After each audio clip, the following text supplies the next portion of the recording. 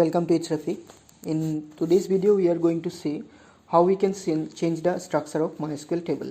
আমি কেনেকৈ already created MySQL table এখনৰ structure change কৰিব পাৰোঁ. So আমাৰ ওচৰত আছে previous database student table. First চাই লওঁ student table ভিতৰত কি আছে. তাৰ কাৰণে আমি লিখিম describe DESC student semicolon. So আমাৰ এখন student table ইয়াতে আমাৰ তিনটা column আছে, roll number, name আৰু age, আৰু ইয়াৰ ভিতৰত ডাটা আছে. তাৰ কাৰণে আমি লিখিম select asterisk from student. ইয়াৰ ভিতৰত দুটা ৰেকৰ্ড আছে. যেতিয়া আমি টেবল এখন মডিফাই কৰোঁ MySQL ত, তেতিয়া আমাৰ এইকেইটা মেইন অপশ্যন থাকিব. এড অৰ ডিলিট এ কলম, ইয়াত আমি এটা বা ইয়াত আমি নতুন কলম এড বা ডিলিট কৰিব পাৰোঁ.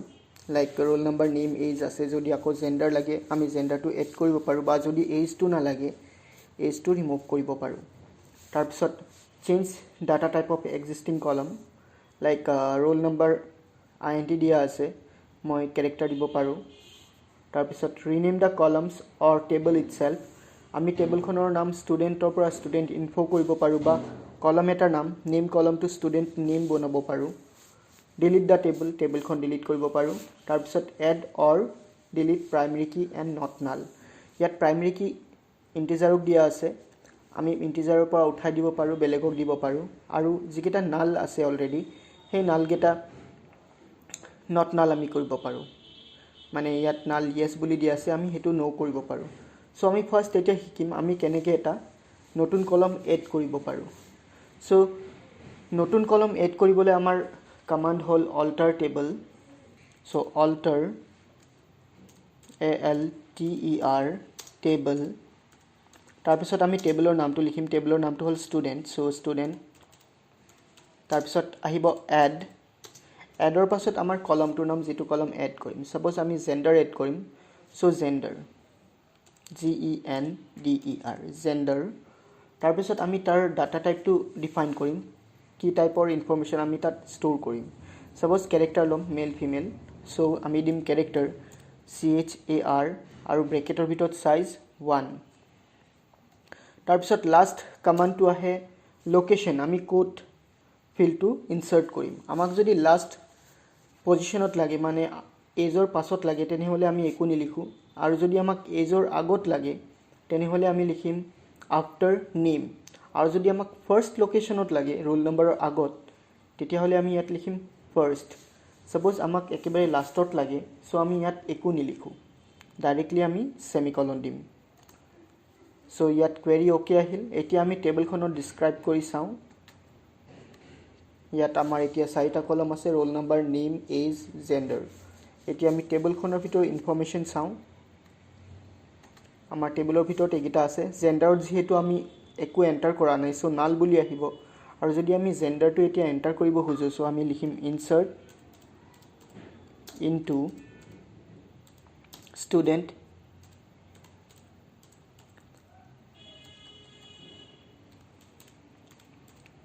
ভেলিউ.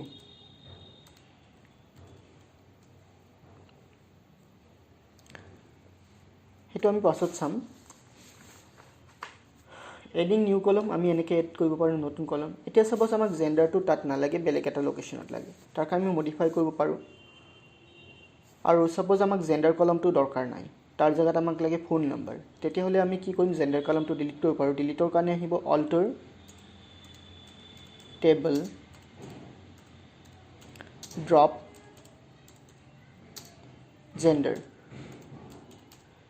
এইটো কমাণ্ড লিখিলে কি হ'ব, চৰি মই টেবলৰ নামটো মেনশ্যন কৰা নাই ইয়াতে. alter table student drop gender, এইটো কমাণ্ড লিখিলে আমাৰ জেণ্ডাৰ কলমটো ডিলিট হৈ যাব. চ' আমি ইয়াত যদি ডিছক্ৰাইব চাওঁ, এতিয়া জেণ্ডাৰ কলমটো নাই. আকৌ ছাপ'জ মই নতুন ফিল্ড এটা দিম, ফোন নম্বৰ. ফোন নম্বৰটো আমি এজৰ আগত বা ৰোল নম্বৰৰ আগত লিখিম. চ' আমি দিব পাৰোঁ alter table student add phone. Phone নম্বৰৰ কাৰণে আমি data type add phone data type আমি দিব পাৰোঁ worker size দিম 10 আৰু if suppose দিলু first এতিয়া চাবা কোট আহে লোকেশনটো টেবলখন ক্ৰিয়েট হৈ গল এটা describe student সো ফোন নম্বৰটো ফাৰ্স্ট লোকেশনত আহিছে আৰু যদি তাৰ ভিতৰ ইনফৰমেশন চাও এতিয়া আমি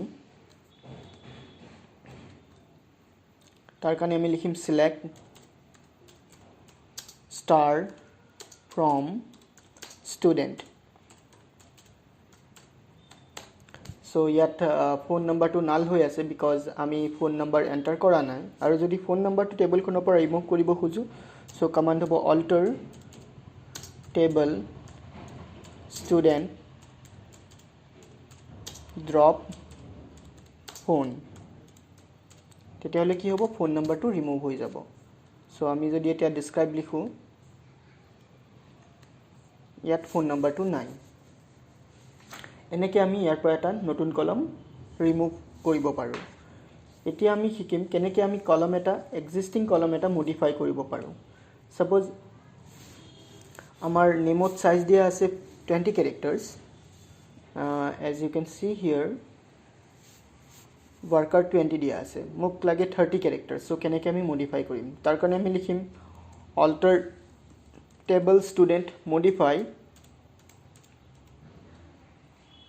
তাৰ পিছত আমি কলমটোৰ নাম লিখিম যোনটো কলম মডিফাই কৰিম সাপোজ আমি মডিফাই কৰি আছো নেম কলমটো so name worker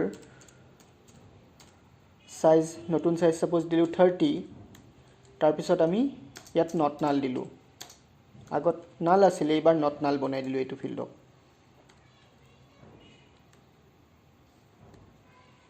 so let's now see the describe table তাৰ কাৰণে আমি লিখিম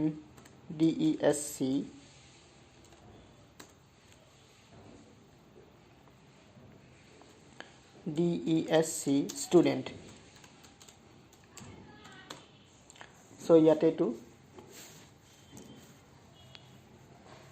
name নালত no আছে আৰু সাইজ হৈ গল 30 so এনেকৈ আমি অলৰেডি এক্সিস্টিং কলম এটাক মডিফাই কৰিব পাৰোঁ এতিয়া আমি শিকিম কেনেকৈ আমি ৰিনেম কৰিব পাৰোঁ সাপোজ নেম কলমটোক আমি ষ্টুডেন্ট নেম বনাম তাৰ কাৰণে আমি লিখিম alter table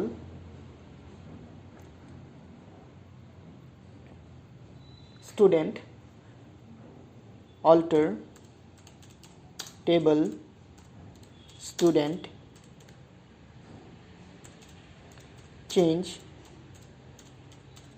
পুৰণা কলমটোৰ নাম লিখিম যেটো নেম হয় তাৰ পিছত এটা স্পেস দিম নিউ কলমটোৰ নাম লিখিম যোনটো আমি ৰিনেম কৰিব খুদিছো সাপোজ আমি দিব খুদিছো এতিয়া ষ্টুডেন্ট ইনফৰমেশন বা student name STUNAME student name তাৰ পিছত আমি ডাটা টাইপ আৰু সাইজটো দিম worker 30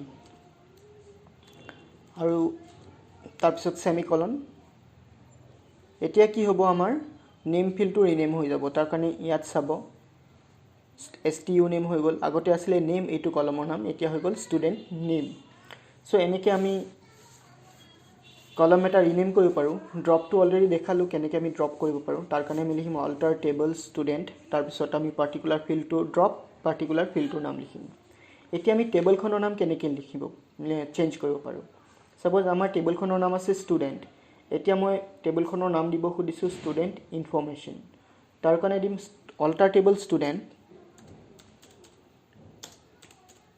table student তাৰ পাছত লিখিম ৰিনেমৰ পাছত নতুন নামটো suppose student information STUDENTINFO student info so let's execute the command এতিয়া আমাৰ টেবলৰ নামটো চেঞ্জ হৈ গল এটা যদি মই describe student লিখো ইয়াত মই একো দেখা নাপাম table student does not exist দেখাব তাৰ কাৰণে মই লিখিব লাগিব DESC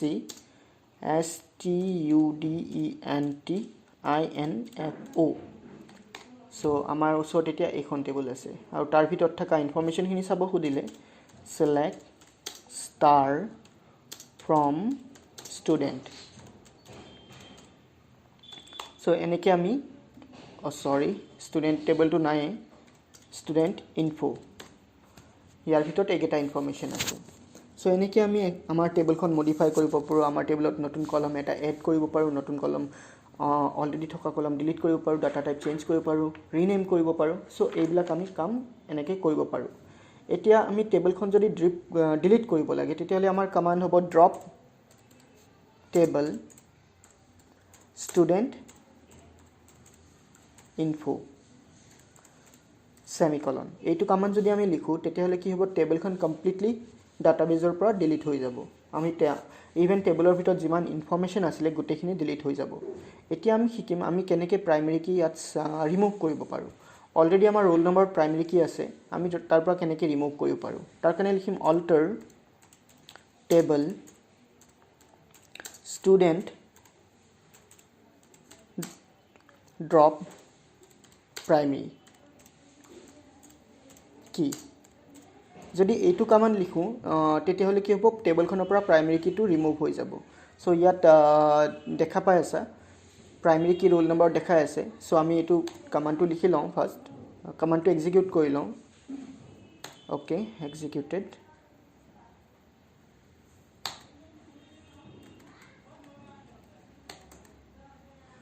সৰি টেবল নামটো যে চেঞ্জ কৰিছোঁ পাহৰি যাই থাকোঁ একচুৱেলি এইটো হ'ব ষ্টুডেণ্ট ইনফো